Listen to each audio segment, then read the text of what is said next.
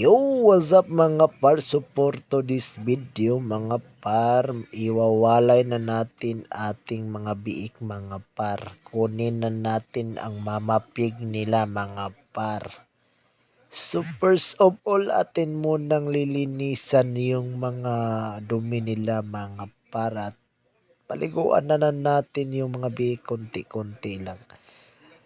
Tapos, pagkatapos natin yan liguin mga par, so tatanggalin natin yung parawing mga par. Ito yung purpose nito mga par, double purpose itong kulungan nila mga par.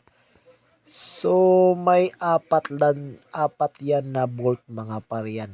Kita nyo yan, isa.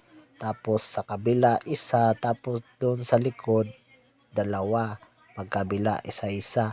So, tatanggalin muna natin yan mga par. Ayan, tinatanggal ko na yan mga par. Para mabunot na natin yung parawing nila mga par. Ayan na mga par. So, dyan lang muna dyan sa tabi mga par. At ayan na sila mga par. Oh.